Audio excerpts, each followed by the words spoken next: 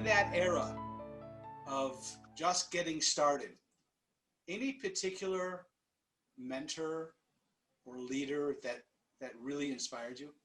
Like, are you referring to like my first moments in the military itself, or? Yeah, anywhere in there, but but someone who, like, you look back now and you see that this is someone who made a serious impression on how you want to become once you're already in and serving. In high school, I had a teacher who was a sergeant major in the Army. He was a Vietnam veteran, and he was really, really cool. He was an African American guy, and I really looked up to this guy.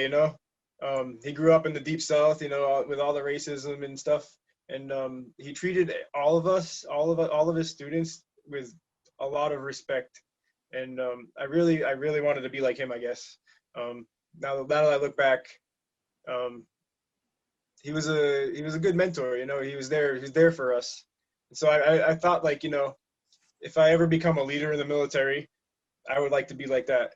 He came from a very disadvantaged position, and Right. yet treated everyone so equally. Yeah.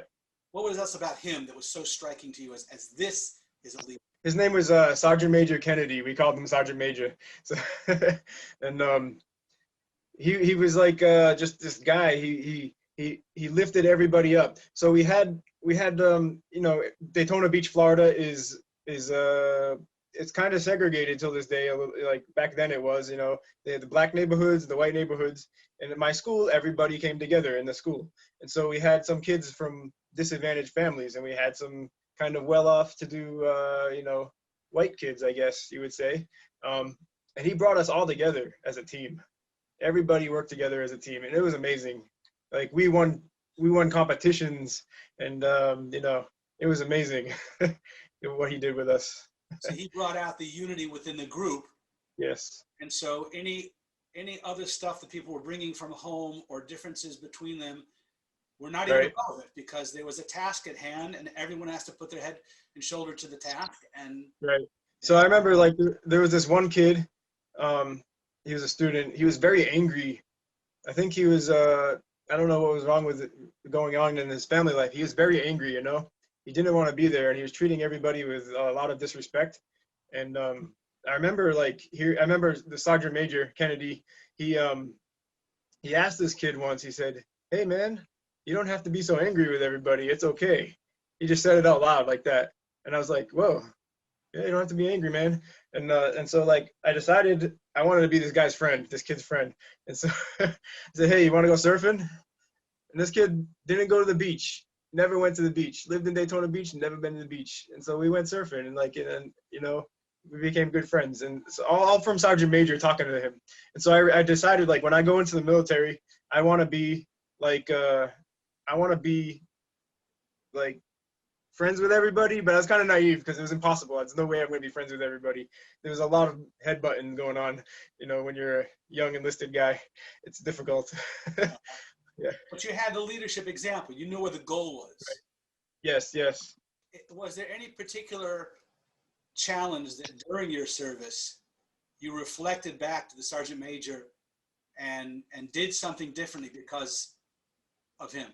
Any particular Yeah, so in my first unit, it was a very strange unit because they had a lot of guys that, like, maybe they had some legal problems or medical problems. They just stuck them in one place. So I had medical problems, so they stuck me with all these guys that, like, that had legal problems. They just didn't care. They just stick you there.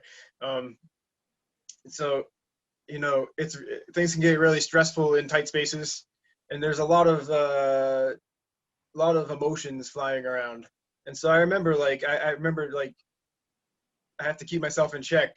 It's really easy to get upset here. So I decided, like, thinking back, that I'm not going to do that. I'm going to find another way to vent and not get upset, which is one of the reasons I think why they actually accepted me to photography school and to aircrew school, is because, like, I never became one of those other guys that used to get into fights and get in trouble a lot.